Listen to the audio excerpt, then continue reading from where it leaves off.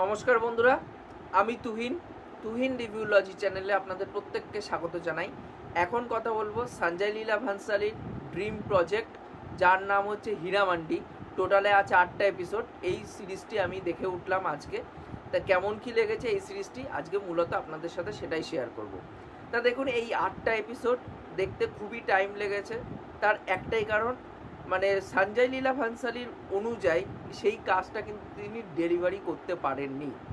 তা কেন ভালো লাগেনি এবং কি কি ভালো লেগেছে সবই আজকে বিস্তারিত আপনাদের সাথে আলোচনা করব।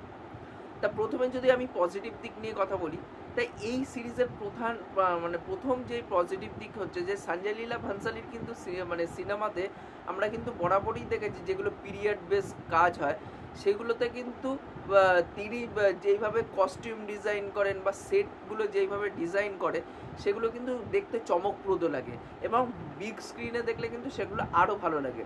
তাই এটা তিনি ওটিটিতে নিয়ে এসে, তা ওটিটিতে ছোটো স্ক্রিনেই দেখেছি। তা সেখানেও কিন্তু সেই জিনিসগুলো দেখতে আই ক্যাচি লাগে এবং প্রত্যেকে যেসব পোশাকগুলো পরে আছে সেই পোশাকগুলোও কিন্তু প্রত্যেকটা খুবই সুন্দর। এবং আরেকটা যেটা পজিটিভ দিক, যে এই সিরিজে কিন্তু গানগুলো কিন্তু প্রত্যেকটা খুব সুন্দর এবং সঞ্জয় লীলা ভান্সালী নিজেই গান কম্পোজ করেন নিজের সিনেমা হোক বা সিরিজে।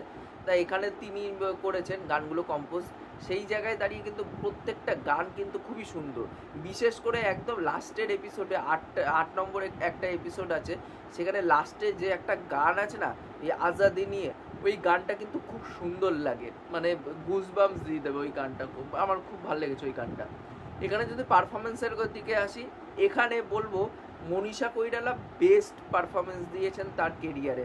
তার অনেক সিনেমা দেখেছি, ভালো লাগে আমার তার অভিনয়, কিন্তু এখানটায় মানে সঞ্জয় লীলা ভান্সালীতে একটা ভান্সালী সিনেমা হোক বা সিরিজে একটা জিনিস হোক, উনি করেন কি একটা হাই পিচ ড্রামা রেখে দেন, মানে অনেকটা মেলো ড্রামা টাইপের।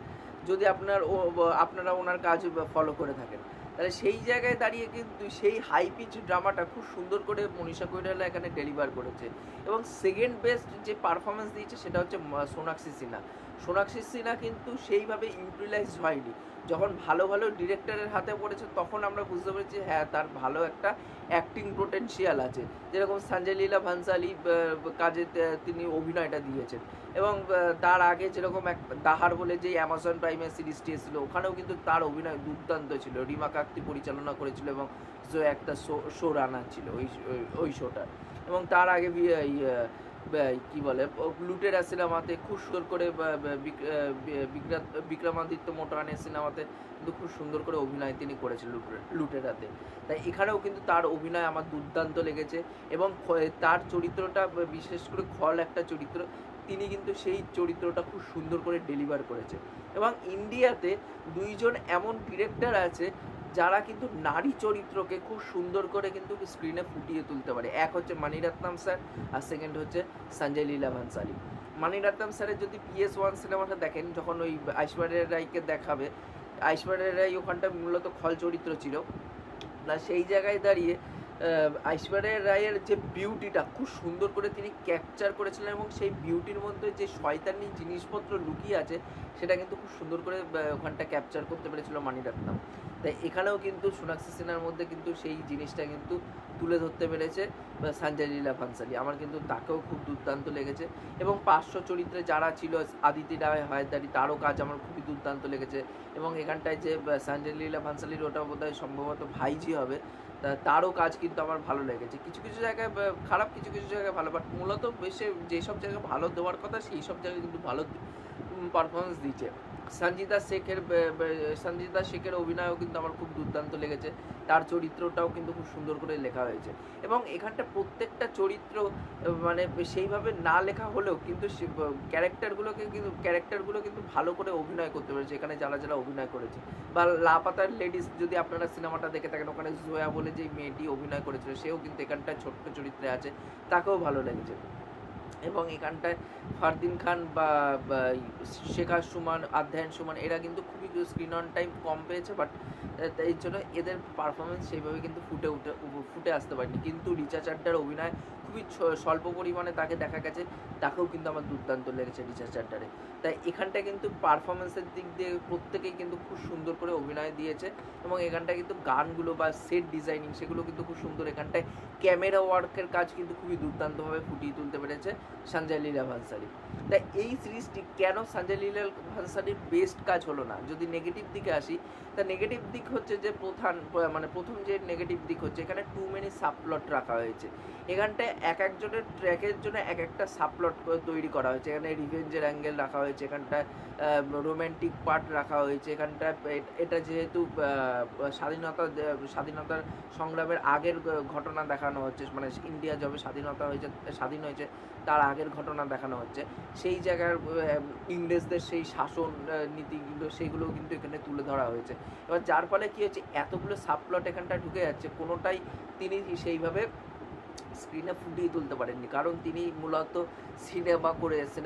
আমরা প্রত্যেকেই জানি যে সিরিজ এবং সিনেমার ফরম্যাট কিন্তু দুটো আলাদা হয়। এবার সঞ্জয় লীলা ভানসালী যেহেতু সিনেমা ফরম্যাটে এতদিন কাজ করে এসেছেন, এবার সেই জায়গায় দাঁড়িয়ে কিন্তু তার সেন্সিবিলিটি, মানে যেরকম হানসাল মেহতা বা রাজান ডিকে যেইভাবে মানে সিনেমার সাথে সাথে সিরিজটাকেও তারা বোঝে, সেইভাবে সিরিজগুলোর গল্পগুলো লেখে, সেইভাবে এপিসোডগুলো ডিজাইন করে, সেইভাবে কিন্তু সঞ্জয় লীলা ভানসালী এপিসোডগুলোকে ডিজাইন করতে পারেনি, এবং লেখাগুলোকে খুব হাফবেকভাবে রাখা হয়েছে, যার জন্য এই সাবপ্লটগুলো সেইভাবে কিন্তু কোনোভাবেই আমাদেরকে এঙ্গেজ করতে পারে না। এবং এতটা আমার টাইম লেগেছে তার একটাই কারণ, শোটা কিন্তু এঙ্গেজিং নয়। যদি আমরা দেখি ফার্স্ট এপিসোডটা কিন্তু খুবই ডাল একটা এপিসোড হয়েছে, ওটাতে আমার মানে পেশেন্সের পরীক্ষা নিয়েছে। মানে স্লো বার্ন ট্রিটমেন্টে আমি এর আগেও কাজ দেখেছি ওয়েব সিরিজে, বাট এটা এতটাই স্লো বার্ন করতে গিয়ে এতটাই ডাল হয়ে গেছে যে স্ক্রিন প্লের মধ্যে কিন্তু সেইভাবে এঙ্গেজিং ফ্যাক্টরটা কিন্তু পাওয়া যায়নি। এবং তার থেকেও বড় কথা হচ্ছে যে ফার্স্ট এপিসোড হচ্ছে আপনার মানে সেই জায়গায় দাঁড়িয়ে একটা মানে ইমপ্রেশন সেট করা, যে ফার্স্ট এপিসোড যদি ভালো হয় মানুষে কিন্তু সেকেন্ড, থার্ড, ফোর্থ এরকম করে এপিসোড দেখতে থাকবে। সেই জায়গায় দাঁড়িয়ে কিন্তু ফার্স্ট এপিসোডটা সব থেকে আমার বোরিং বলে মনে হয়েছে, এবং সব থেকে খাটো একটা এপিসোড বলে মনে হয়েছে। এরপরের যে এপিসোডগুলো আসে সেই এপিসোডে প্রধানত এখানে 8টা এপিসোড আছে। এবার 8টা এপিসোডের মধ্যে 5টা এপিসোডে প্লট লেভেলে সেইভাবে কোনো ইন্টারেস্টিং কিছু দেখাতে পারছে না, এবং মনে হচ্ছে গল্পটা একই জায়গায় অনবরত ঘুরে যাচ্ছে। সেই জিনিসগুলো কিন্তু ফলো করা যায়। এবং লাস্টের যে 3টে এপিসোড 6, 7, 8, এই 3টে এপিসোডে মানে সঞ্জয় লীলা ভানসালী হয়েছে যে 8টা এপিসোডের টাকা পেয়েছে, এবার 8টা এপিসোডের জন্য যখন টাকা পেয়েছি, 5টা এপিসোডে যখন কিছু দেখাতে পারিনি, 3টে এপিসোডে আমাকে যে কোনো শেষ করতে হবে। বা ধাপাদার জিনিসগুলো এগিয়ে গেছে, যার ফলে কোনো জিনিসই ঠিকঠাক করে কানেকশান হয় না, কোনো ক্যারেক্টারকে ঠিকঠাক করে স্কেচ আউট করা হয়নি বলে কোনো ক্যারেক্টারের সাথে আমরা কিন্তু কানেক্ট করতে পারি না। এখানে প্রেমের অ্যাঙ্গেলগুলো রাখা হয়েছে, দুখানা ট্র্যাক আছে প্রেমের, সেগুলোর সাথে কানেক্ট করতে পারি না। এখানে ইংরেজদের ট্র্যাক রাখা হয়েছে, সেগুলো কানেক্ট ফিল করতে পারি না। কিন্তু আরেকটা ভালো জিনিস করেছে যে প্রত্যেকটা ক্যারেক্টারকে গ্রেইশ এরিয়ার মধ্যে কিন্তু রাখা হয়েছে, এটা কিন্তু ভালো দিক। কিন্তু যখন লাস্টের 3টে এপিসোডে ক্যারেক্টারগুলো ট্রান্সফর্ম হচ্ছে, যে একটা মোটিভ নিয়ে তারা এসেছিলো, অন্য মোটিভে তারা যুক্ত হয়ে যাচ্ছে, সেইগুলো কিন্তু কনভিন্সিংভাবে তিনি স্ক্রিনে দেখাতে পারেননি। এইগুলো মূলত তার কাজে খাটো হয়েছে বলে মনে হয়। আমার ওভারঅল সিরিজটি যে খুব খারাপ লেগেছে বলতে পারবো না, ওয়ান টাইম ওয়াচ মোটামুটি একটা সিরিজ হয়েছে। মানে এই সিরিজটার যে রিওয়াচ ভ্যালুটা সেটা কিন্তু আমার পক্ষে মানে কারোরই পক্ষে এটা হবে না, কারণ কেউ এটা ফার্স্ট টাইম দেখে সেকেন্ড টাইম কেউ রিওয়াচ করতে যাবে না, এটাই আমার তো মনে হয়েছে। কিন্তু ওভারঅল সিরিজটাই আমার মোটামুটি একটি সিরিজ বলে মনে হয়েছে। এবং সঞ্জয় লীলা ভানসালী যেইভাবে তার বেঞ্চমার্কটাকে সেট করেছে, সেই জায়গায় দাঁড়িয়ে কিন্তু এটা অনেকটাই খাটো একটা কাজ হয়েছে বলে আমার মনে হয়। আপনারা কমেন্ট করে জানাবেন যে আপনাদের এই কাজটি কেমন কী লেগেছে। আর এই ভিডিওটি ভালো লাগলে অবশ্যই লাইক, শেয়ার, সাবস্ক্রাইব করে দিয়ে যাবেন, তাহলে মোটিভেশন পাবো আগে নতুন নতুন ভিডিও বানানোর জন্য। এখনকার মতন টাটা, বাই।